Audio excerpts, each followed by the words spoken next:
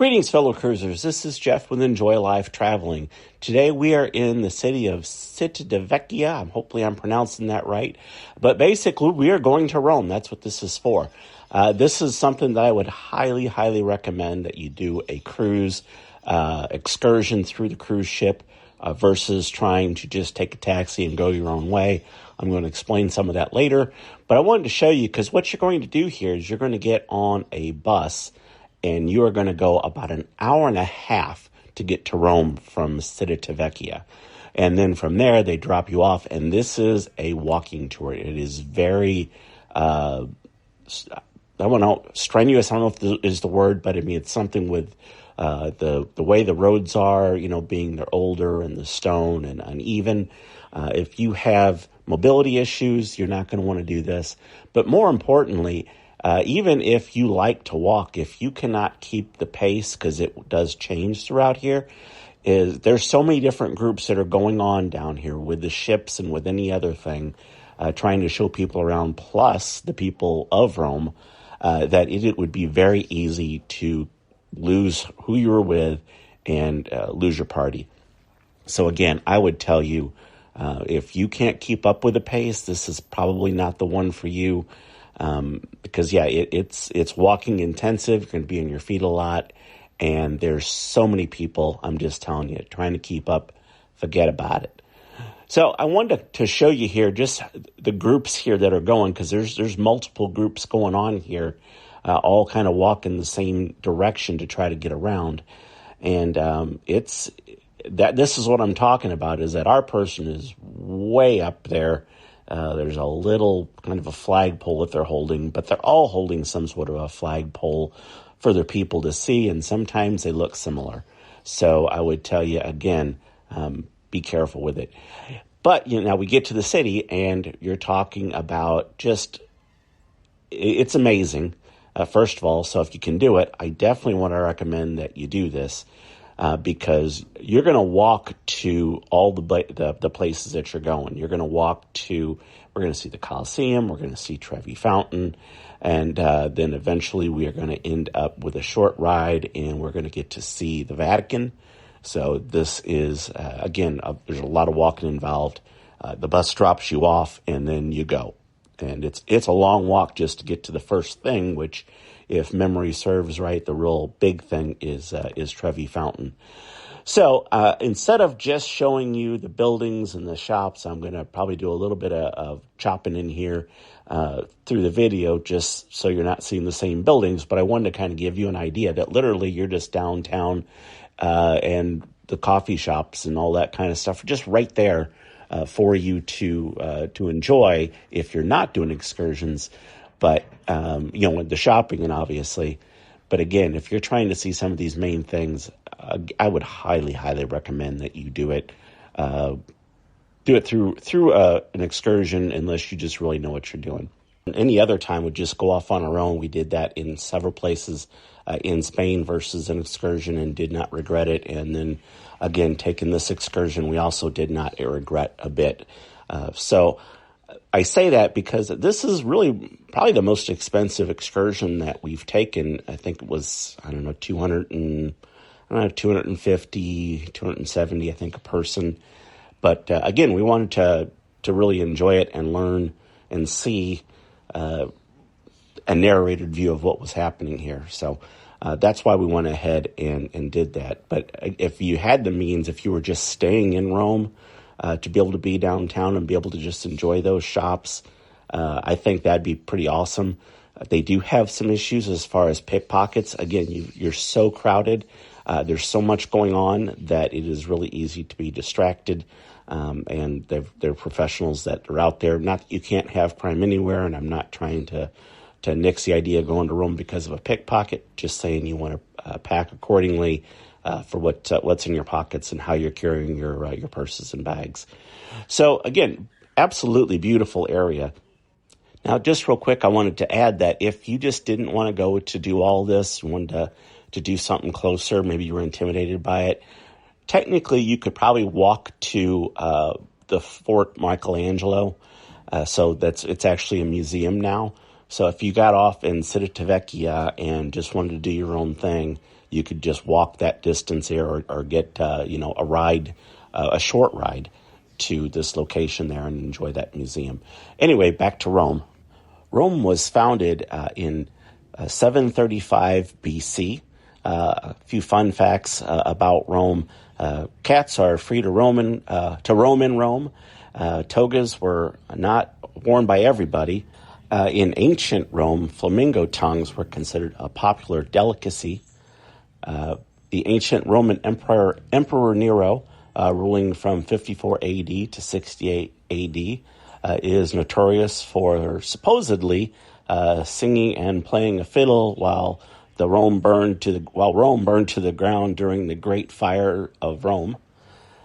Present-day Rome contains 280 fountains and over 900 churches that tourists and locals can enjoy year-round. Rome was always the capital city. Rome stole the title of capital city from Florence in 1870. The Roman Emperor Trajan built the first ever shopping mall, and it contained multiple levels and over 150 outlets that sold everything ranging from food to clothes. The Roman Emperor Gaius Caligula was kind of an odd one. He did things like have conversations with the moon. At one point, he made a horse a senator. He was way too close to his sisters. I'll let your imagination run with that. And he's been known to feed prisoners to wild animals. Now, according to mythology, Rome was founded again back in 753 BC by twin brothers Romulus and Remus. Now, allegedly, they were abandoned and on the banks of the Tiber and supposedly raised by a she-wolf. On the very place that they were breastfed from this she-wolf, later on, in a disagreement over which hill to build on, Romulus killed his brother Remus and then went on to become the first ruler of Rome.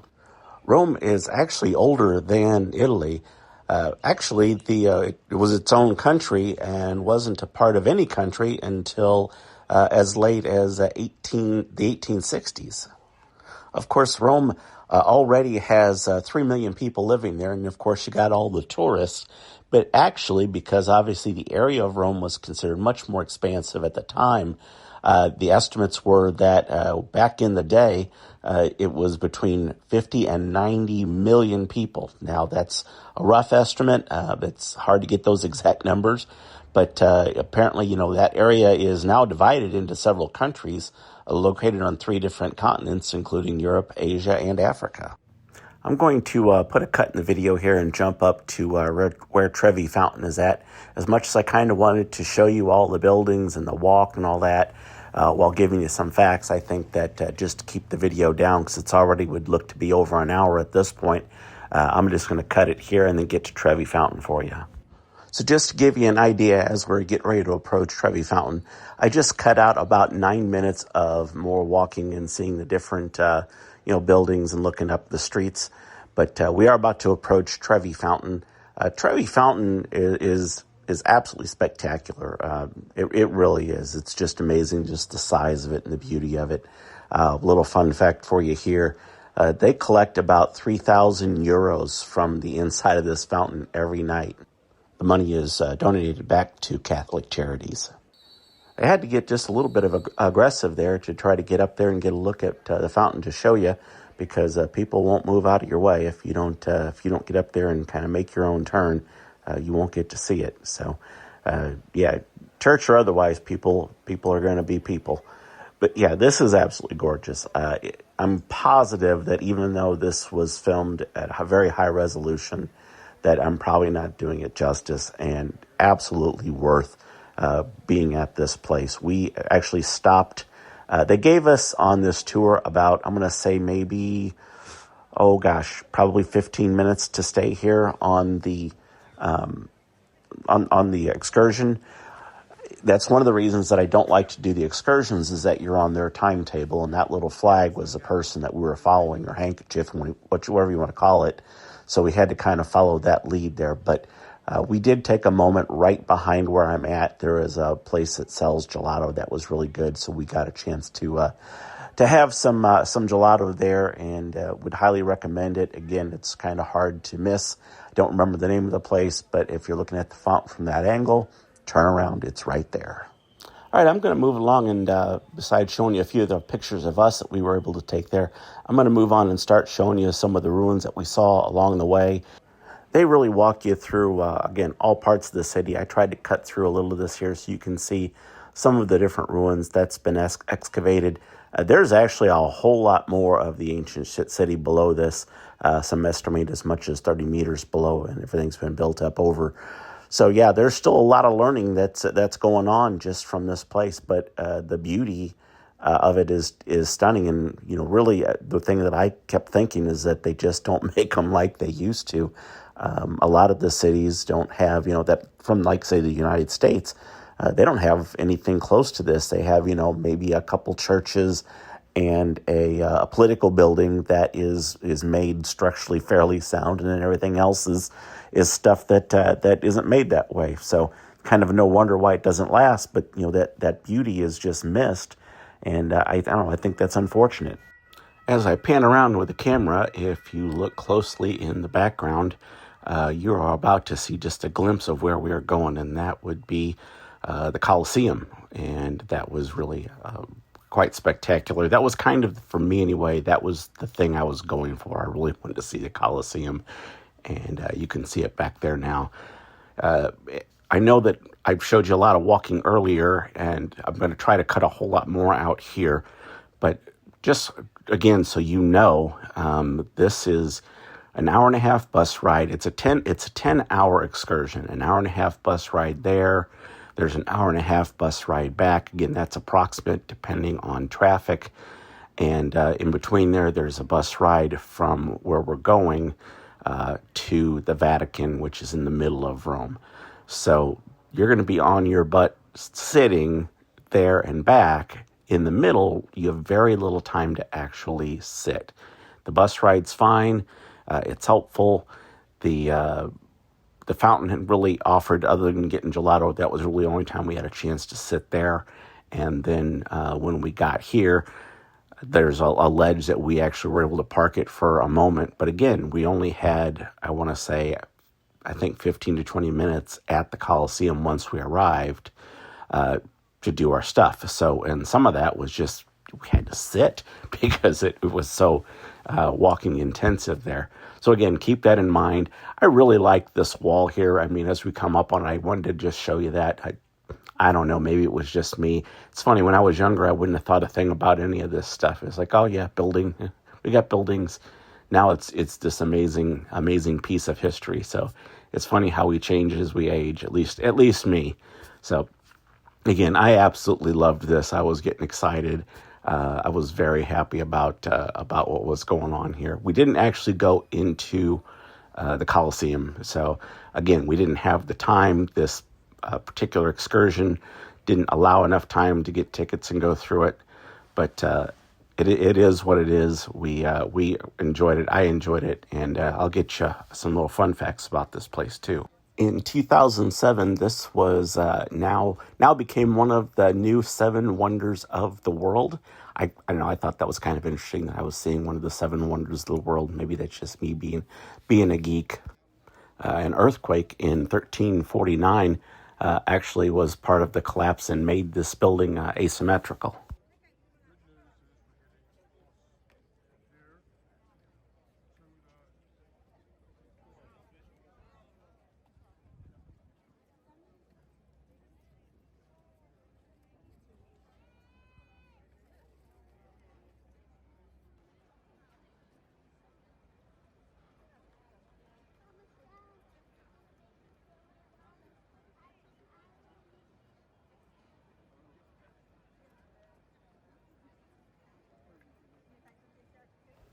It's hard to believe the gladiators that we think of. They were actually slaves. They weren't the good guys, so to speak. They were slaves, but they actually had a bit of a celebrity status with the people that watched them. Not all the fights were to the death, so I guess that's good to know if you're a gladiator. There was an interesting tradition that wasn't necessarily a long-lived tradition to where for one day the slaves were allowed to be the masters of the masters, and they would become the slaves, and they were allowed to talk to them however they wanted to, and there was an agreement that there would be no retribution when the roles switched. I don't know how that worked out, but yeah, apparently that was an actual thing that again was short-lived. So after this here, we're going to be going to Vatican City.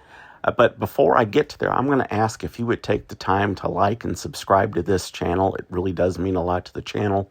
And if you have a chance to comment, again, all that activity means that people are interested. So it's more likely that they'll continue to show it to more people, and hopefully they keep doing the same thing. Now, I said I was going to talk about getting around here. It was $169.92 US dollars, 150 euros, one way from Rome to the cruise port. So if you can imagine, I was saying that we were paying like $250 a person, and then you get all this other stuff and the tour and all that. I really thought that it was a heck of a deal, especially when I saw right there on the side of a taxi that it was 150 euros, which is more in US dollars, just by the way. Yeah, well worth it. And the less pain. I mean, if you, again, with all the people, when you didn't get to see it all, it is completely overwhelming. I wouldn't have wanted to try to drive in it. And again, it'd be easy to get lost. So again, we're in Vatican City. It's easy to get in. There wasn't like a bunch of security to go through. But we did not, again, go into the Vatican itself because, again, there was a little bit of a time crunch. Now, they did give us 2 hours here.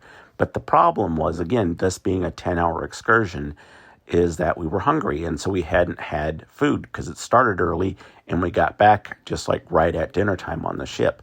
So when you're with this many people and you are trying to get food, it takes a long time to get food. And the person that was one of the two people that was with us on this trip, that was kind of in charge of it, asked if we wanted to go with them so we could have a place to get food and have a reservation.